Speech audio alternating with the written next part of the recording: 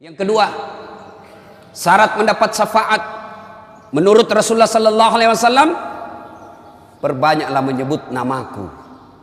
Apa realitasnya? Apa pelaksanaannya menyebut nama Nabi? Salawat kepada Rasulullah Muhammad sallallahu alaihi wasallam. Kadang saya ditanya, Ustadz, kenapa doaku tidak dijabah Allah? Kenapa doaku tidak dijawab Allah? Salah satu sebabnya, siapa yang berdoa tidak diawali dan diakhiri dengan salawat, maka doanya tergantung antara langit dan bumi. Bapak passwordnya berdoa, kalau mau berdoa Allahumma salli ala Sayyidina Muhammad wa ali Sayyidina Muhammad, baru terbuka pintu aras doa. Ketika tidak bersalawat, tidak akan sampai doa kita. Coba perhatikan, ketika Allah merintahkan kita puasa, Allah tidak ikut menunaikan ibadah puasa.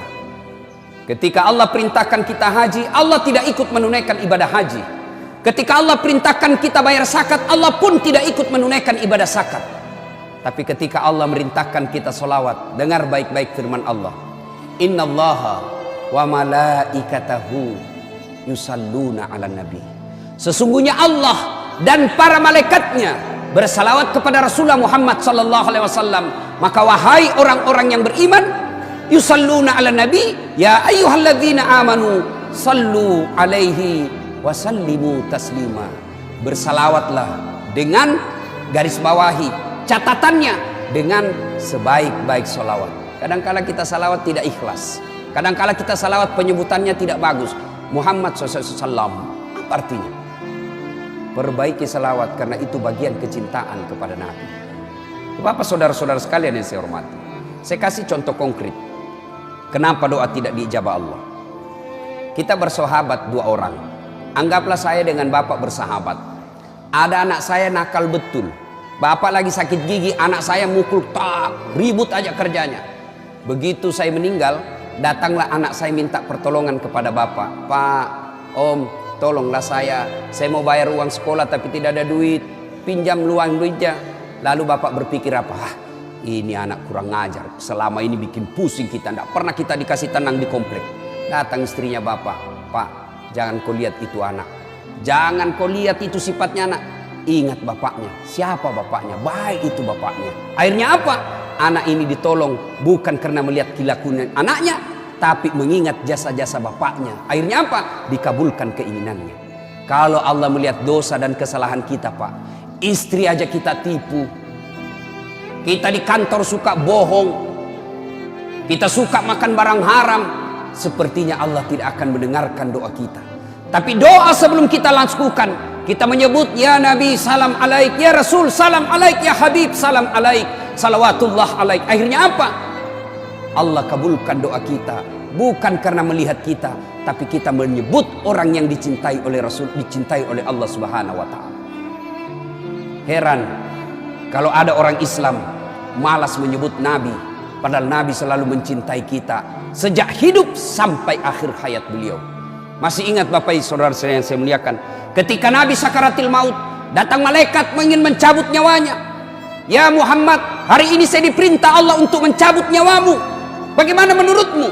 Nabi menjawab, ya Jibril, saya tidak khawatir. Kalau hari ini saya harus dicabut nyawaku, tolong berikan saya berita gembira. Jibril menjawab, seluruh dosa-dosamu Muhammad sudah diampuni. Seluruh malaikat sudah ngantri menunggu kamu.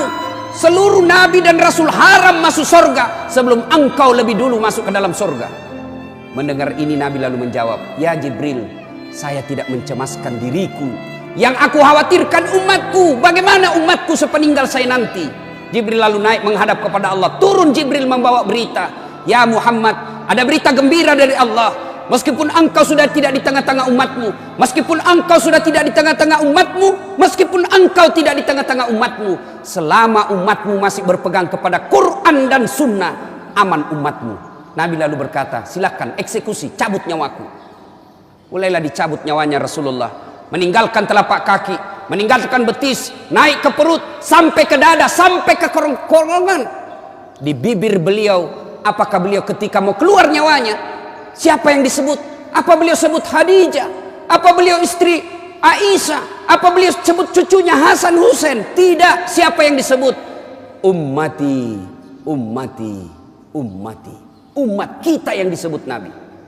Dan di akhirat kelak dijelaskan oleh Rasulullah, ketika hari kebangkitan, manusia pertama dibangkitkan Allah di hari kebangkitan, Rasulullah Muhammad sallallahu alaihi wasallam. Naik jenazah beliau, seolah-olah bangun dari tidur dia gosok matanya, lalu dia buka, dan begitu dia buka ada Jibril di depannya. Lalu Nabi bertanya, "Ya Jibril, hari apa ini Jibril?"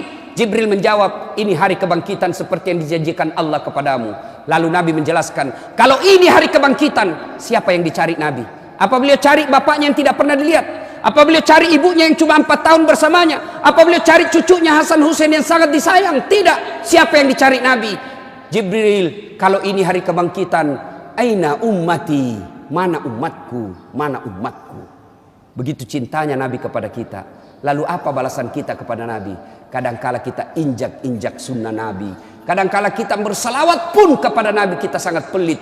Sehingga pantas ketika Nabi jelaskan, sepelit-pelit umatku di antara kalian adalah yang ketika dia dengar namaku, dia tidak mau dan enggan bersalawat kepadaku. Ya ayyuhalladzina amanu sallu alaihi wa sallimu taslima.